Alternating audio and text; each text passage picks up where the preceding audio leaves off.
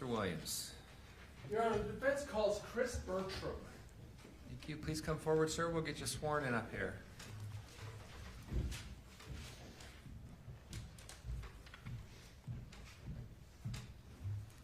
You do solemnly swear the testimony you shall give in the case now before the court will be the truth, the whole truth, and nothing but the truth, so help you God. Yes. Thank you. Come on up and have a seat.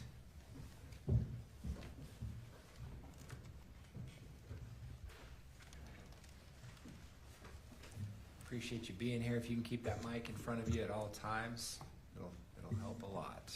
Counsel. Thank you, Your Honor. As is necessary with any witness, Mr. Bertram, would you please state your name and then spell it for the record? You bet. Chris Bertram, CHRISBERTRAM. Mr. Bertram, what do you do presently for a living? So presently, I own a private investigation company, Bertram & Associates, that my dad started in 1989 when he retired from the FBI. I took that over full-time in 2015, and I work as a consultant and an expert. When you say a consultant and an expert, on what subject? I consult on law enforcement-related matters, law enforcement investigations, DRAM Shop, which is the Utah Alcohol Liability. I have a company that I'm an expert with regards to Utah liability in DRAM Shop when you serve alcohol on premise, law enforcement operations, security, and safety with regards to companies or people. You say law enforcement investigations and such. How do you, we're going now to go back and to how you got to where you are, what kind of experience you had, what kind of education to get to the point that you consult on that subject. Right. From an education standpoint, I have a bachelor's in psychology. I have 2 master's degrees, an MBA and a Master of Arts. The Master of Arts is from the Naval Postgraduate School in California, where I graduated with a master's in Homeland Defense. Law enforcement-wise, in 1990, I started with the Salt Lake County Sheriff's Office as a reserve deputy while I was still in college. That following year, I was hired full-time as a deputy and went to work for the Salt Lake County Sheriff's Office in a patrol function on our East Patrol. A year later, I was transferred to juvenile detectives. Spent 3 years in juvenile detectives. Went to our court unit for a year, and then back to our detective division. At the time, we had we had detectives and juvenile detectives. I went to detectives. I worked a year and a half there as a detective, and then got promoted to sergeant after 6.5 years. Went to back to juvenile detectives for a year. That switched a year later. I went to our Special Investigations Detective Division as a sergeant for a year and a half. Back to patrol for about a year and a half. Promoted to lieutenant, and I spent the next 6 years as a lieutenant. Our East Patrol Division, our West Patrol Division, our Watch Command Division, and then back to investigations as a lieutenant over our intelligence, homeland security, federal task forces, fugitives, major investigations, narcotics. Promoted to captain, went to the city of Holiday, and at the time, the sheriff's office had contracts with several cities, and I served as their chief of police until I retired. We became the Unified Police Department during that time, and I was promoted to deputy chief and retired in 2015. During that time, I also attended the FBI National Academy, graduated from there, Quantico, Virginia, the FBI Command College, the Post Command College, continued on with educational endeavors throughout my career. Retired in 2015, so almost 11 years ago. And though you retired, you say you stayed in the industry. Yes, I did. Now, obviously not as a cop, right? Not as a police officer. Do you do investigations? I do, as part of my company, yes. And then you mentioned consultation. Yes. Who seeks consultation from you? What kind of people or entities or businesses? Mostly, attorneys are my biggest people that consult with me. I also consult with, local law enforcement. It could be local, counties. I do consultation, larger business and corporations, Bertran Associates, my father had connections throughout, retired FBI agents throughout the country, and so we get contacted by companies that may have businesses or need consulting done here in Utah, along with counties and cities. I consult with them, attorneys a lot of time, and then very few, but occasionally with citizens if they have something that I can help with. And then have you testified as an expert witness on the subject of police investigations and Yes. police investigations? I have. Now, you indicated with attorneys, you're not a police officer. Is it fair to say that the attorneys that are consulting with you are in private practices or in, frankly, the defense work? Yeah, most of. Occasionally there's with a city or a district that I'm doing work for, consulting with, there may be attorneys involved with those, but the majority are private attorneys.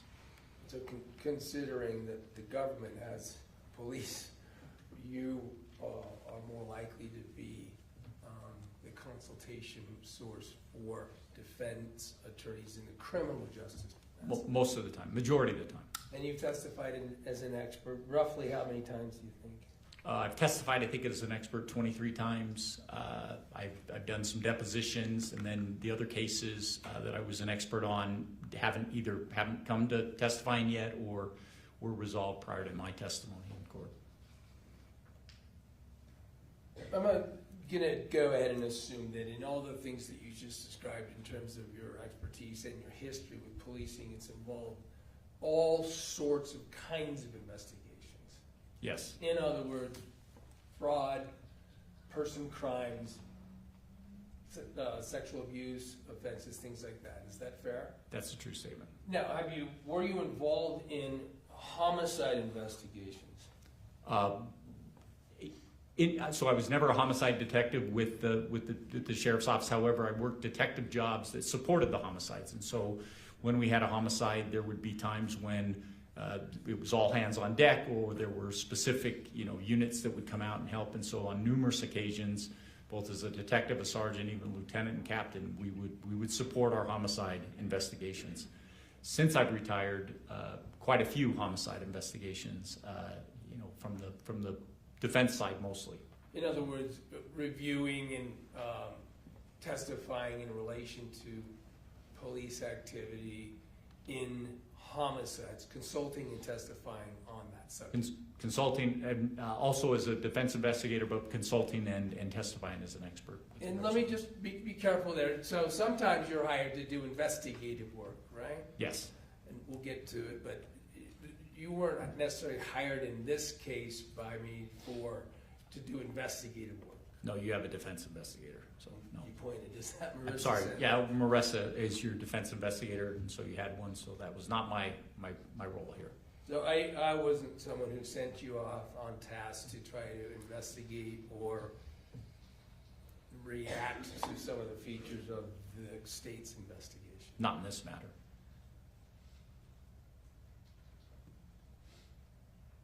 In terms of what I hired you and asked you to do was consult on what happened in the way of an investigation in this particular case, right? Yes.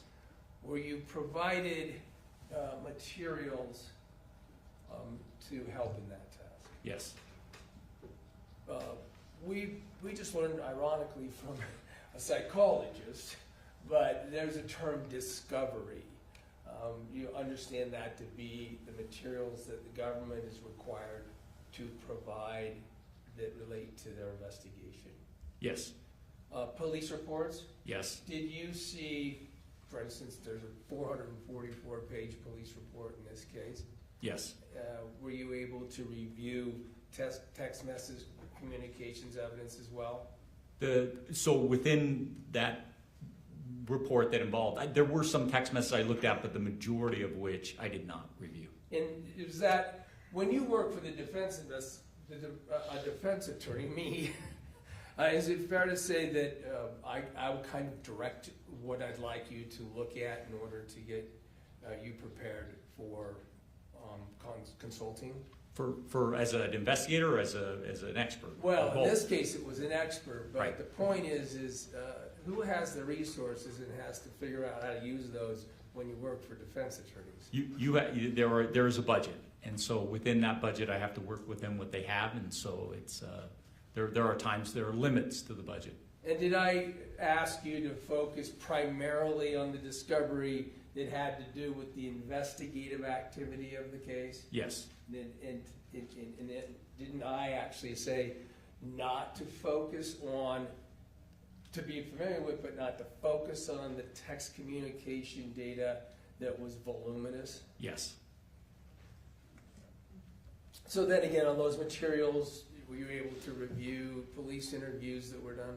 Yes. Able to review the report and carefully pay attention to this activity, the investigative activity by the police entities? Yes, I was. And in this particular case, that included investigators or special agents now for the Utah County Attorney's Office? Yes. And then C, forensic evidence, how it was collected, how it was prepared, and how it was utilized. Yes. Interviews, if I didn't already get to that, by police. Yes. Whether or not, to what extent, tools such as subpoenas or search warrants were utilized. Yes. Scene preservation, reports in relation to scene preservation, Yes. and, for instance, evidence preservation. Yes. And the reason I'm identifying those is I don't want to go through every single thing that a police officer does in an investigation in general. Right. I'd like to hit on the topics, and I'm going to choose topics that would apparently relate to this particular case in the Yes. interest of being surgical. All right, let's talk about, and some of this may just seem obvious when I introduce it, but I'd like you to elaborate a little bit on it since you're an expert. Let's talk about the principle of how to address the timing and nature of getting to a scene of investigative interest. And I say that now because one might not know in police work, right, that they're involved with a crime scene at first. Is that fair? Yeah. You respond out to the initial call, the initial response. Do you, when police respond to the initial call, if you will, to do police work, can you describe the extent to which it matters whether or not at that time you know whether it will result in a criminal investigation? Well, I mean, when you respond out to a scene, a lot of times you don't know what you don't know, or there are things that there may be a lack of information, or there may be information that is misleading. And so you don't necessarily know, and that's one of the reasons that when you get to a scene, we follow protocols and practices to make sure that the scene is, secure. People, lives are taken care of first. But then once those things, life-saving things are taken care of, then it becomes important to, secure the scene, because we don't know what's going to be important later. And so whatever it is that's there now or not there, we need to make sure that we preserve. When the police are conducting that sort of aspect of a case, is the timing of getting to the scene to preserve it important? Very important. And why? Maybe this is obvious, but I use this statement throughout my career, and especially, even in the private investigative world, my consulting world. Time matters. The minutes count. And so one of the things that, within law enforcement, we want to get to a scene as quickly as possible. Now, if this is somebody, broke my window, it may not be as urgent as somebody is having a medical crisis, and that there may be other things involved, or somebody has just been seriously injured and suspects are still on the scene. We want to get to a scene as quickly as possible so that we can, one, make sure that people are safe, and then two, make sure that we preserve and start collecting and investigating as law enforcement officers. You get a first time first.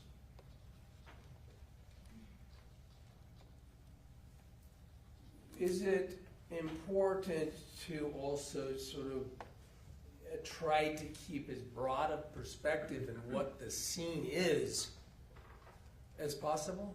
Absolutely. And explain that a bit. Well, it's you may walk into a scene where you see something that's occurred in a 5x5 space. The truth is that's not just only your scene. You may have a bigger scene. You may have multiple scenes.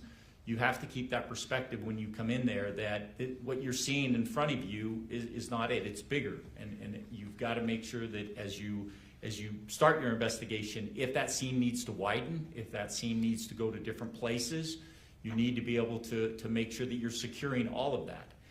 Again, that first time first, we may be looking here, but within 10 minutes because of chaotic scene, or within 30 minutes we realize the scene is a lot bigger.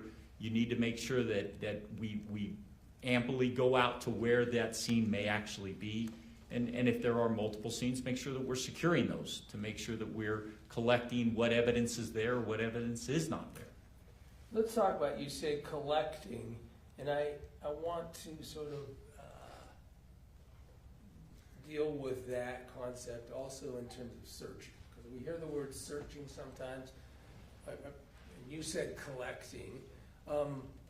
Is it best police practices to have a very broad perspective on searching what you can and collecting what might be evidence? Right, and when I say collecting, I'm probably being a little narrow in what I'm saying. We presume that we're going to search and we're going to secure the scene before we go and collect potential evidence. But yeah, you're identifying where you're going to want to look for items that may be of importance to your investigation. Well, of course, in some cases you'll have to have access, for instance, to an area or to a device or something like that, right? Yes. Are sometimes legal principles involved in whether or not and how you can do searching and when? Absolutely. I want to just narrow right down to it. When you're trying to keep the broadest scene and preserve the broadest circumstance,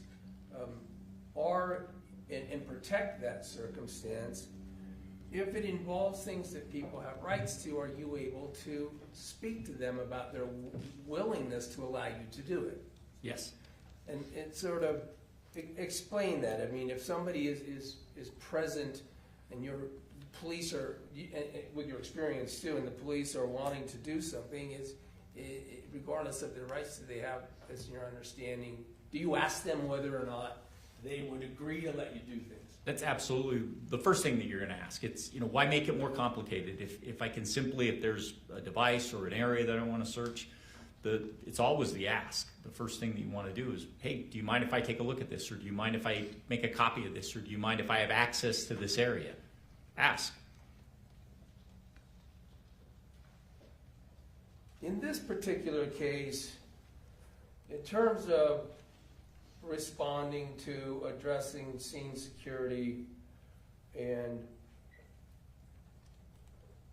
searching and collecting, did you have some concerns? Yes. Describe some. Well, obviously this is somewhat of a chaotic scene at the beginning. There's life-saving, there are life-saving elements that are going on. There are medical people in there, EMS people in there. They're not always concerned about crime scene security or making sure. So they're doing their job. But at the same time, you have, police officers are responding, and they have to start thinking about, as these life-saving measures are going on, we need to make sure that we're securing the scene as best we can, because once EMS is done, you then have a potential investigation, you have a scene that you want to secure. You want to make sure that whatever was maybe moved or taken, we've documented as best we can, because like I said, I love my firefighters and paramedics, but they'll make a mess of my scene, doing the job that they need to do. As best I can, try to manage that while they're in there. Once they're out, it's my scene. Law enforcement now has, we've got it, and I want to make sure that I'm making sure that everything that I think that might be important, I'm securing. And again, developing out from there as I talk to people and get access to things. There may be more areas that I want to secure and make sure that we don't tamper with, and that we can collect items and evidence that may be important later. And by the way, if you've seen body camera and things like that, wasn't it immediately discussion by the police on scene of potential drug distribution crimes? Yes. Overdose was obviously the call-in on this case, right? Yes. But while the police are still there, they're learning information of this, that it could be suspicious, Yes. could involve crimes in relation to the condition that the person who was taken by EMTs could be part of. Yes. The police officers that are involved, describe real quick the difference. There's patrol officers, right? Patrol officers are typically, again, depending on the agency, are going to be your first people that are going to be there. They're the uniformed officers. They respond when there's a call. They're the ones that are the first responders, and your initial calls are going to be, one, they're going to respond, and two, they're going to be the initial investigators. And then, is it then assigned to another case agent? But in most police departments, and again, different sizes have different, protocols, but at some point, if we believe that there's going to be more than just an initial investigation that is needed, that more than what just a patrol officer is going to do, an investigator or detective is assigned to the case. In good policing, while the police are there, but also when a detective is assigned, and standard best practices, is the timing of getting to that scene important? Yeah, absolutely. If you believe that there is, and again, sometimes we don't know what we don't know, and we have to presume something that might be important later. We've got to recognize that getting it now is important. Detectives, in most cases, will have that broader view of how an investigation should be conducted. What's going to be important? How soon should we collect it? In what manner should we collect it? All those things can be determined, and we would expect that the detective who may have the responsibility of doing this investigation and taking that through all the way to the end is going to know what's important, going to make sure that that's done correctly. In this particular case, did you have concerns about the best practices in that regard? Yes. Explain. Starting from even the patrol officers that are on scene, they're getting information. This is not an unknown. They're getting information that there was a medical issue. There is the possibility that there are, there may be other substances that are used. This may involve, some type of drug. We want to make sure that once EMS is left, that we're going to secure that and make sure that the things that need to be done are collected in the proper manner, that we don't destroy something, we don't miss something. We want to make sure that we're going to do a thorough search. At the same time, gathering as much information as you can, and you see that with the officers are looking around the room. They're moving things. Again, not always best practice, but they're moving things. They're looking at things without necessarily photographing it in place before we actually get into what it is. But they're discovering, as they look at things, they're discovering things that are very concerning from a law enforcement investigative standpoint. They're finding things that don't always that may make sense but may not make sense. It's a situation where the more that they look, there are things that are significant to this investigation. Let me talk about just one such thing. I don't want to belabor every point of this, but let me start here. As it goes on, do you think that the best practices in policing work, it would become obvious that the scope of the area to be searched, looked at, in consideration was far greater potentially than just one room? Yes. You didn't see them ever treat more than just that room as the scene to be investigated, did you? No. It includes and let's just be that evening, that right at the initial response, yes. Well, let's go to ever. I mean, did you Well, see anyone in this investigation ever expand the investigative scope, purposefully expand and preserve, other than that room? No. Including the bathroom that's right next to it. Bathroom, kitchen, common areas, absolutely. Entrances, exits. Things that are very important to an investigation need to be, one, preserved, and then two, need to be properly investigated. And then you mentioned documenting things. Photographs is an obvious way you document things, right? Yes. Photographing the area that you are treating as the scene, right? Right. Now, you saw one officer take some photographs on a cell phone before he left. That was Osborne, right? Right. Ultimately, a couple days later, this scene, this room is searched pursuant to a warrant. Remember that? Yes. I think it was the 14th, a couple days later. I think 14th or 15th. And during that occasion, you were able to observe at least how that occurred through the body cam of Detective Farney. Yes. Just to be thorough, and the body cam that you were able to observe is the body cam that we manipulated that was upside down, but we turned it so you were able to have that version when you observed it. Yes. In your understanding, is there a single photograph that comes from that search From the search warrant, on the 14th? I didn't see any photographs done.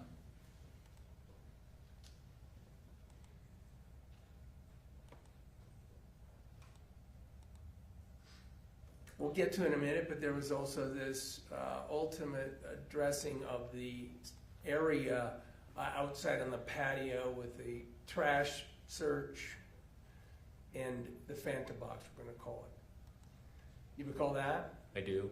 You were able to observe that. You don't know, probably, that some footage was played from that day. That was the 19th. Did you see law enforcement take any photographs of that search?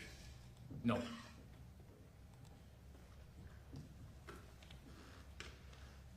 Ultimately, is it your opinion that the failure to secure the scene impacted the quality and ability to have a quality investigation as it pertains to this case? Yes, it does. In how? What did we learn later that showed that the way this scene was treated, let's just, this room and this house, how it impacted the quality of the outcome? Again, the scene is mishandled. It's mishandled at the beginning. It's mishandled as the investigation moves forward with regards to what is potentially, evidence and how we collect it. The scene's tainted. The scene gets, I use the word adulterated, meaning people come in, they move things around. There's not explanations that are gained as to what was taken, what was removed. When we look at a crime scene, a lot of times we'll think about what is there that's important, but it's also what's not there. And when you look at what's there and what's not there, after that initial police, the uniformed police officers there are people that move in and out of that space regularly. There's, an unfortunate, weather-related accident that occurs. There are things that, again, when I say that you get your first time first, it's very important you take advantage of it, because after that, we don't know what happens in that crime scene if you're not there. And that is just it's an imperative to say, if you get that opportunity, take it. Good and best practices are that we investigate these, with an expectation that it's going to be good, that there's going to be an exceptional investigation.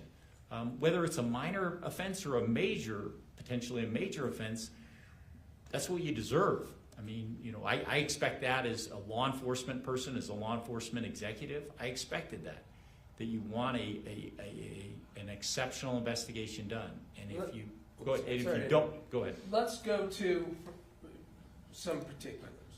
Can you think of any reason that the bathroom wouldn't have been searched, wouldn't have been preserved, let alone searched on the night that police first arrived? I mean, I'll say that no, there's no explanation, but I also know that, there's things like laziness or, not having the capacity to be an investigator or not understanding the importance of an investigation. There's a lot of reasons why you may not think it's important at the time. Again, some of the things that I've experienced throughout, 36 years are there, but no, it needs to be looked at. Well, in this particular, to make a point out of your generality, in this particular case, it was in an interview with Meggan Sundwall that occurred days later that the potential use of the bathroom became a major feature. Do you agree? Yes. So is that illustrate the point that by failing to do the work there, you fail to be able to preserve things to assess that bathroom in relation to the issues that came up later in the case. Yes. We'll talk about another specific part. I'm not going to talk about all of them. But in the initial police work and the cameras, did you recall that it was captured on another officer's camera that Officer Robinson had found a letter that he was holding up that had Meggan Sundwall's name on it, right? An envelope. An envelope. Yes. I'm sorry. He had found an envelope. He had held up the envelope and looked in it, according to what we can tell from the camera, right? Yes. And had actually asked Jorgensen, who was in charge, do you want me to run, this has a name on it, do you want me to run this name? I do recall that. Now, that's Meggan Sundwall, and what he meant by run was seek out information from the various sources. I presume so. You later, was it obvious that it was later learned from an interview with Mark Kay and Kylie that material that they had been communicated to by now deceased Casey to not give certain things. Judge, I'm going to object. This is leading the witness. I'm just getting to the next act. It's transitional. Overruled. I'll allow it. We got to get there. I'm just talking about, you saw later there's an interview that would have to do with materials to give to Meggan. Is that fair? Yes. And I'm just asking this as illustrative. And then ultimately it is, did you learn that it appears that those individuals or some individuals of some sort had been in the room? Objection again, Judge. This is leading. If he wants to ask the witness what he learned, then the witness can explain that himself. That's sustained. That's fine. What did you learn about the significance of that interaction with the letter, or with the envelope? That it appears that things were removed by individuals that later in the police investigation, those items may not have been available. Let's just talk about the Fanta box. This Fanta box thing, what did you see about the evidence in the Fanta box and its discovery? So there was, from the investigation, there was a mention about there was items found in a Fanta box, including a rag, some other items that were syringes. With regards to, there was the officers came back to the scene. However, it appeared that a family member, Mark, had actually handled those things, taken them out, taken photographs of them for the detectives, and then kept some of those things out, but then thrown the Fanta box back in the garbage. Let's just talk about how that originates. I mean, it's the 19th, it's 6 days after the event, and how did the police learn that potential evidence was on scene? They were told by Mark, because they were out at the residence again, and they were told by Mark that there may be potential evidence. And did you see how Mark told, actually the 18th, did Mark communicate with Detective Farney? Yes, Did that Mark communicate about having found that evidence? he did. Do you take issue with how Detective Farney, in terms of best practices, reacted to that? Yes. Describe. When as an investigator, if you're made aware of something like that, that is, and again, it gives me, a little cringe anxiety that you don't touch that. If somebody calls and says, hey, I found something at the scene, we're actively investigating, don't touch. We'll be out. And if I'm not available to come out as an investigator, I'm going to have somebody else come out and photograph that in place, collect it, find out the circumstances of how that was found, what was done, and again, important by the fact that, did you touch it, did you remove it, what did you touch? We have to have an understanding so that as we process that as potential evidence, I maybe know that, I handled it a little too much, or I touched this one. Do your best not to. Allow law enforcement to come out and properly collect that so that it's going to be effective if we need it. Did that happen? No. In terms of resources, real quick, some departments are smaller than others. Yes. Did you did you in your career encounter, and in your career since being a police officer, the system of agency assist or utilizing entities such as crime scene investigation? Yes. Was that available generally in the departments that you have looked at and are aware of? Yeah, in 36 years, smaller, medium-sized departments utilize a lot of times mutual aid, which are other departments that may have resources, state agencies that may have resources that they don't have. The police officers get trained about the importance of managing potential evidence. Yes. What about the issue of mismanaging it and the effect of contaminating its ability to be forensically analyzed? I mean, you have training, and through your training experience, I would hope that, training, you're definitely going to know that if you mismanage things or you don't collect or you contaminate those, they have significant effects down the line with your cases. Do you believe that mishandling in training, part of it is mishandling evidence, whether the police officer does it or someone else does it, can impair the ability to get things like fingerprints? Yes. Can impair the ability to get things like DNA. Yes. Now, when you're working as a police officer, you don't know what the DNA or the fingerprints or anything might mean, right? Nope. They could incriminate somebody. Yes. They could exculpate somebody. Yes, absolutely. As a police officer, are you trying to make those decisions as to where this evidence is going to flow? Well, you want to collect it in such a way that no matter which way it flows, that we've preserved it. We haven't contaminated it. We haven't tainted it. Haven't lost it or misplaced it or decided not to collect it and think, man, I should go back 6 months from now and see if that's still there. That's not a good feeling. Six hours after going back is not a good feeling. It shouldn't be a good feeling. In this particular case, we've got, it was almost immediate. We already discussed that it's a potential overdose, and then insulin could be involved.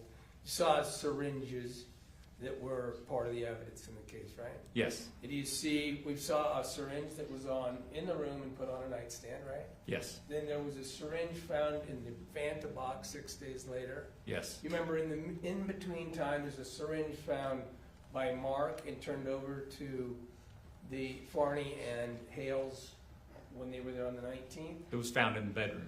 Found in the bedroom? Yes. Now, by the way, at that point, do you have an opinion as to whether or not you can fairly say where that syringe, with all the activity that occurred in that room, where that syringe was originally? When Mark found the syringe? Well, Mark, where he found it versus where it could have been originally. No, that room had been, from a law enforcement standpoint, tossed. Had been, there had been people that had been in there. Things had been moved. Plus, there was mitigation going on from the weather-related, damage that occurred in the room.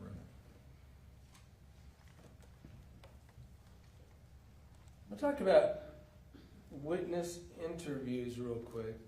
Was there a witness interview circumstance that occurred in this case that gave you concern? Yes. Describe that. When they initially went out, the detective went out and talked to the family. I mean, and again, this is the follow-up for the detective talking to the family. Sometimes if you're going to talk in general, all the family members being there, but having a good developed interview with these individuals should be done, separate from them. Shouldn't be done in front of everybody.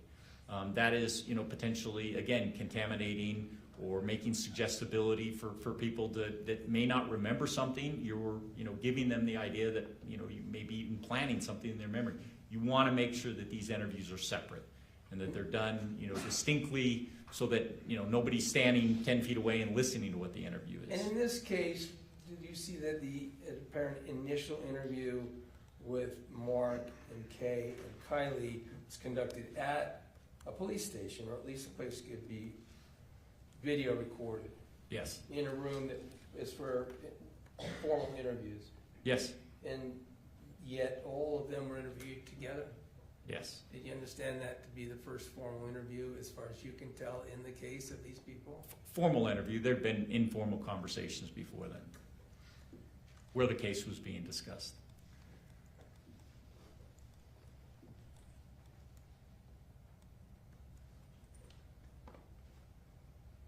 In terms of your investigative, as a police officer, talk succinctly about the tools, and in some cases, maybe the tools that are no longer available to an investigator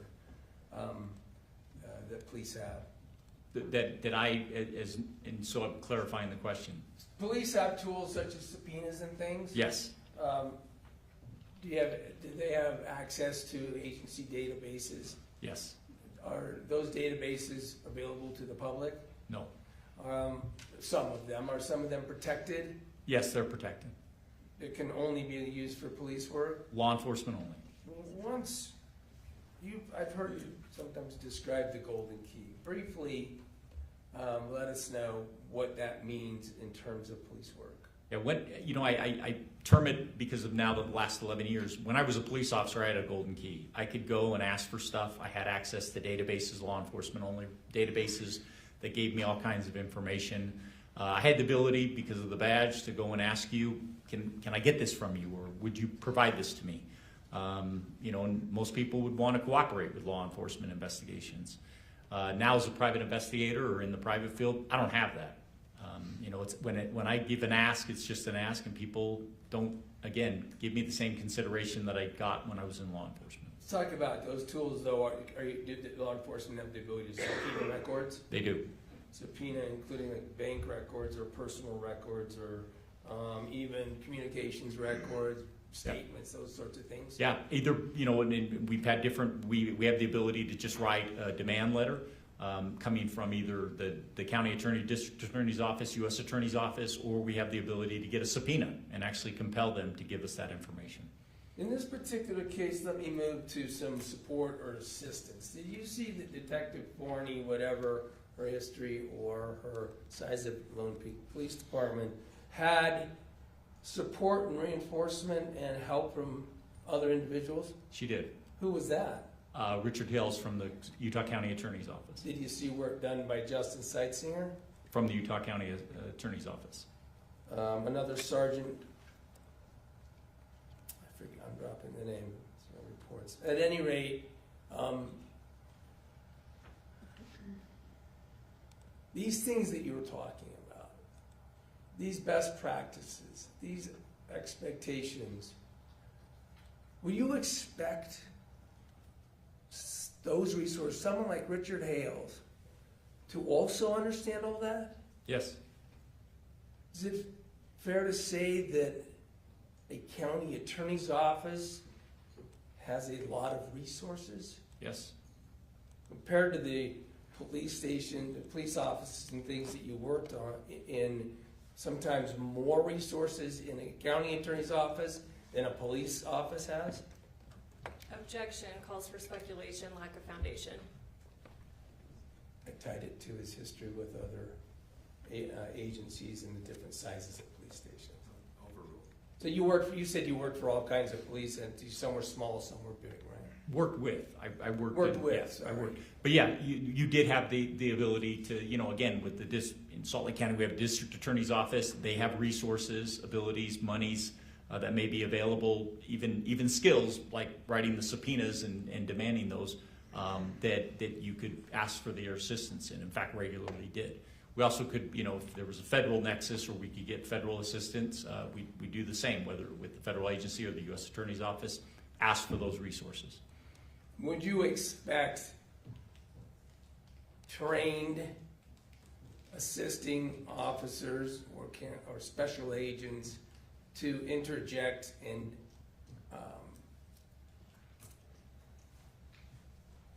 utilize their best practices when they are assisting another agency? Yes. Did you see that in this case? No. Did you really ever see Special Agent Hales correct something that Detective Forney may have been engaged in that wasn't best practices? No. However, describe the prevalence of Special Agent Hales throughout the course of this investigation. Was he present? He was present for quite a bit of it once he got involved, yes. By the way, phones are forensic evidence, right? Yes. phones, describe what kinds of importance phones can have and sort of information. And you can be brief about it because we did hear from Sightseer. Yeah, phones provide all kinds of, I mean, we leave a digital footprint that's amazing today. You can retrace what's going on in somebody's life based on the phones.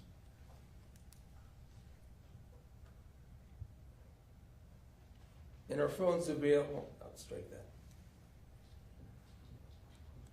We've talked about all these various subjects, and I'm not going to belabor them anymore, but after seeing and evaluating from your expertise, police activity in this case, do you have an opinion of whether or not it was, have an opinion as to it? Yes. Would you give that opinion? This was a poor investigation. It's sad in my opinion with regards to what went on in this police investigation. Did you believe that when you saw this poor investigation, it could have impacts on the ability to assess the evidence fairly? Yes. I don't have anything further. Thank you. Thank you. We got some water. States Cross? Yes.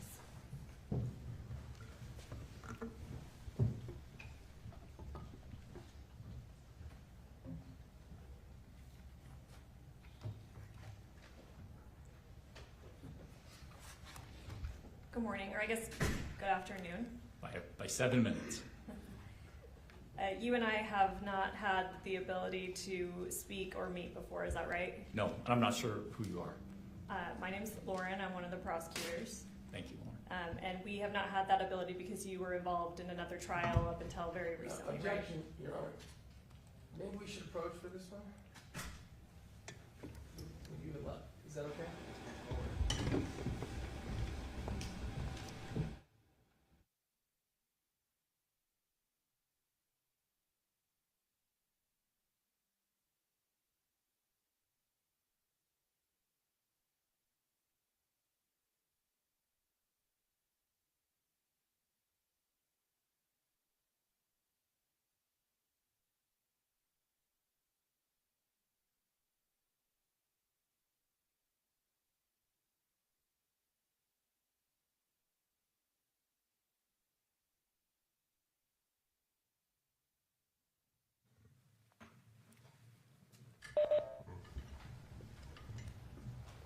All right, you were not present at this scene that we're talking about, right? Correct. You did not observe the investigation as it occurred. No. You did not collect any evidence yourself. No. And in fact, we heard a lot about your history in law enforcement, and I understand it's been a bit since you, I think you said 11 years since you were in law enforcement, is that right? Yes. But while you were in law enforcement, and you may have been present in a supervisory role at scenes, you actually have never been responsible for processing a scene yourself, is that right? No, I have actually. As a deputy and as a detective throughout my career, there were times when we would process our scenes. We would also bring in our crime scene units to finish up, photograph, things like that. But collecting evidence, sometimes bagging evidence, was my responsibility as a deputy, and sometimes even as a sergeant and a lieutenant. Less as a sergeant and lieutenant, though. Okay. Do you remember testifying in a case, well, sorry, I'll maybe come back to that. Okay. You stated you've never been a homicide detective. Not been a homicide detective. Your opinions that you've given on this case are based on your review of reports and materials after the fact.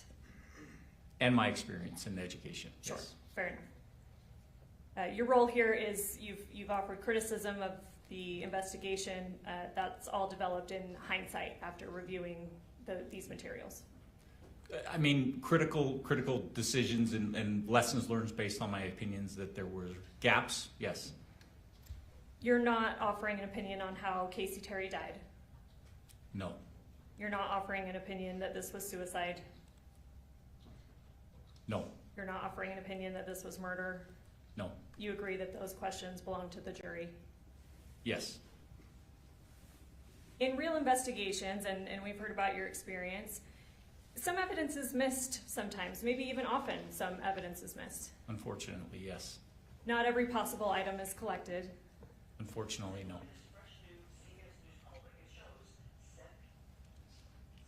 Not every test is performed.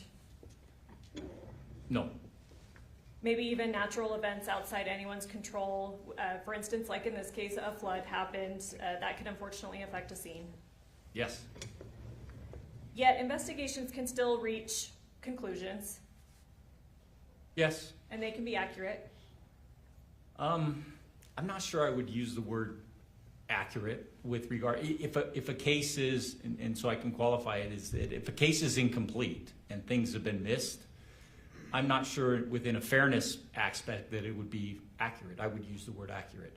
I think people come to conclusions based on a lot of different reasons as to what they believe may have happened, absent a lot of facts and evidence that may have been missed or destroyed or overlooked. That would be a more accurate description, Okay. from my perspective. Okay, Lauren. so you've, as a law enforcement officer, did you see cases through to trial? Sometimes, yes. So is it your testimony then that every case that goes to trial, or that is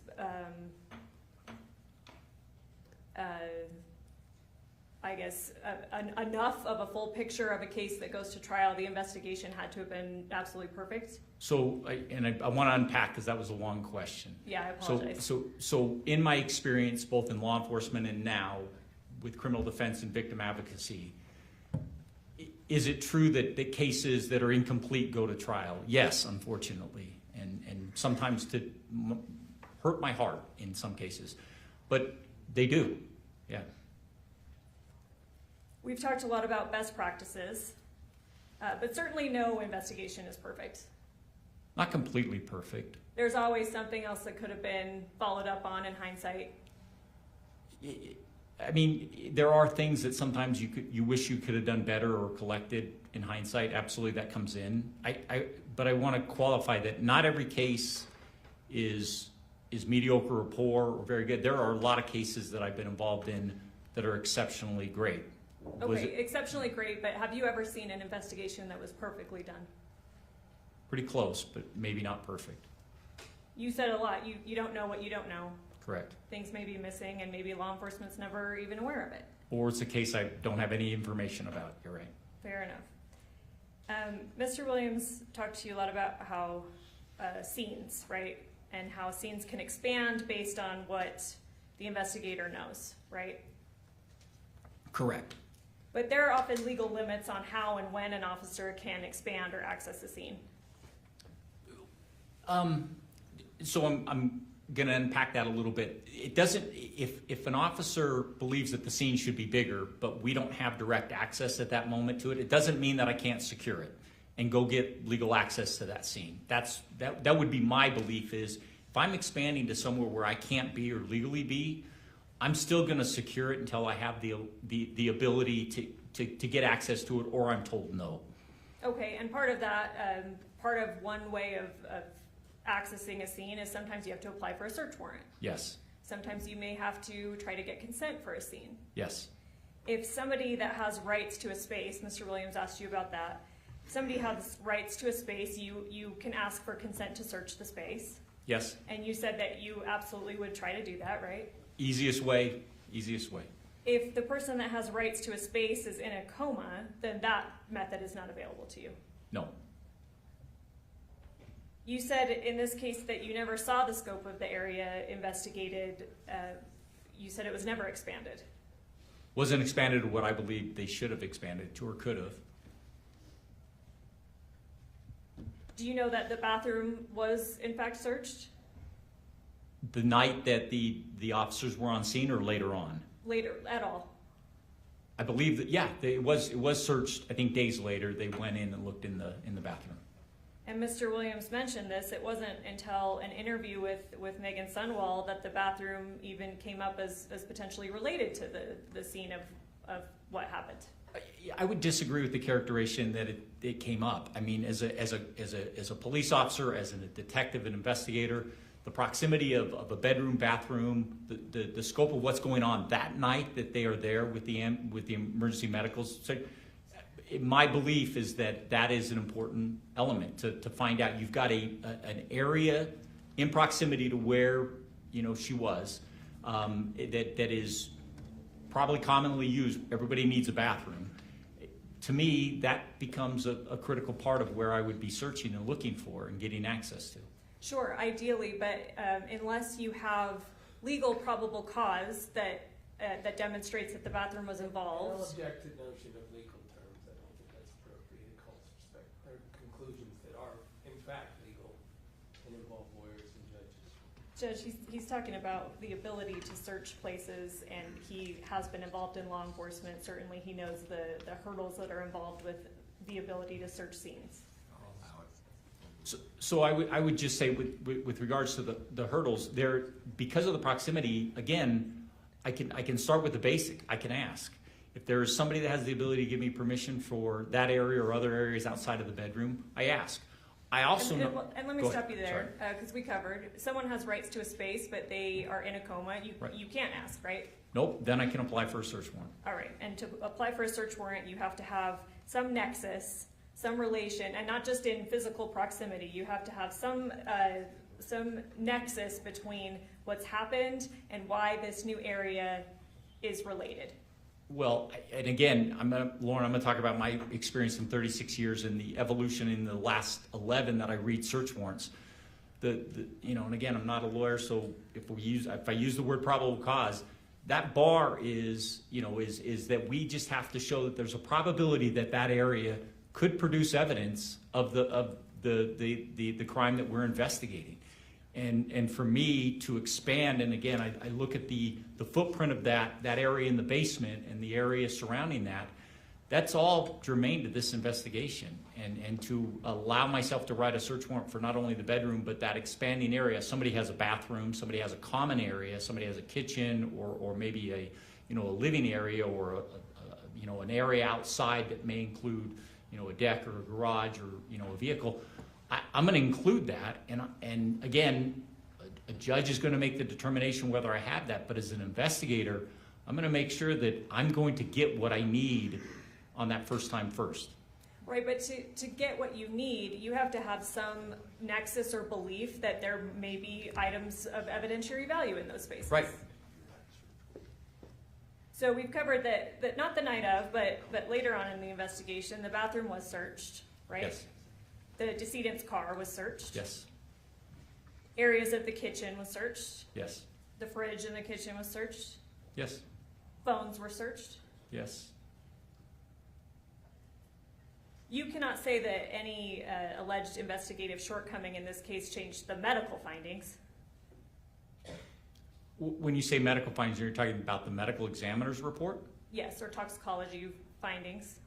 Well, maybe not toxicology, but I would imagine from the medical examiners, my experience is the medical examiner takes the investigator's information and applies that to what the outcome or what the cause of death could be, or what could be elements of the cause of death. Yes. Okay, and a medical examiner is responsible for, never mind, I'll strike that. You said yourself that the majority of the text messages in this case you did not review. Correct. In fact, you were asked by Mr. Williams not even to focus on that. Correct. In addition to physical evidence or evidence that can be physically present at a scene, things like statements from a defendant are evidence. Yes. Text messages, certainly between defendant and the decedent, are evidence. Yes. And in some cases, evidence like text messages can be extremely significant to the final determination. They are absolutely. Anything that, again, when we look at the totality of everything that could be evidence, text messages could actually have an impact, yes. And not just an impact, they may even be critical They're points very, of evidence. At times, text messages are very critical.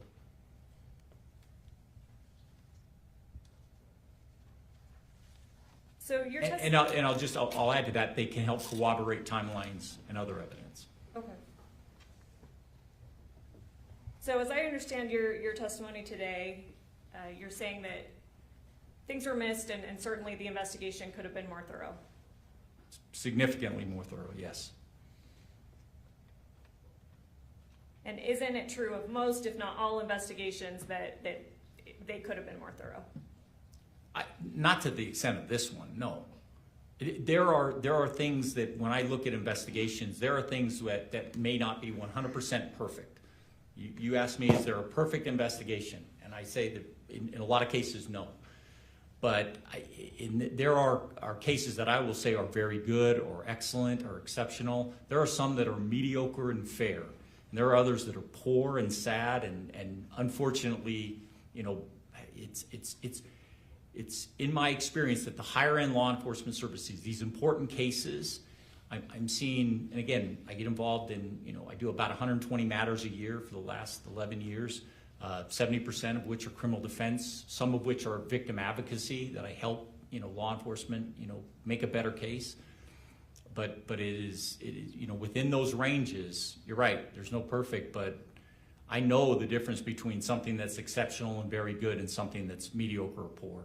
Okay, and let's talk about, we talked about different types of evidence, right? There's certainly physical evidence that you can find on a scene. Yes. There's forensic evidence that you can have, you know, tested. Yes.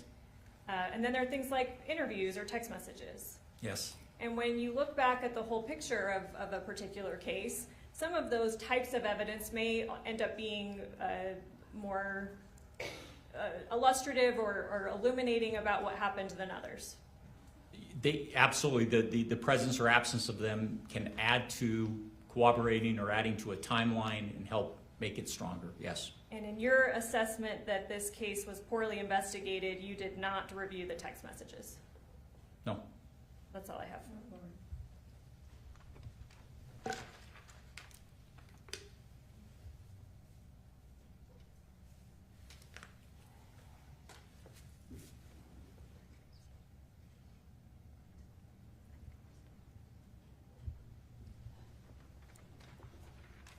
That's all I have.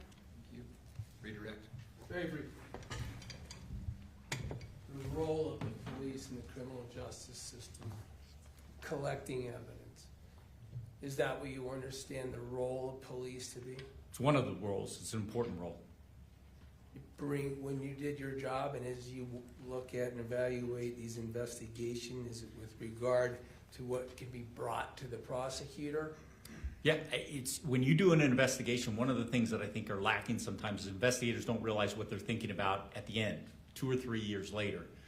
You know, putting this and presenting it, not only to the prosecutor, but presenting it in court. But the role of the police is to bring the evidence available for a prosecutor. All evidence. Because the prosecutor has to use that to prove things that happen, right? Either prove or decide to decline. And a bungled investigation with poor evidence and missed evidence affects the ability to prove things. Can we agree? Yes. Nothing further. Anything else, Ms. Hunt? No, Judge, thank you. Thank you. Can this witness step down? That's my request, Your Honor. Thanks for being here. Thank you. Step down. Counsel, please approach.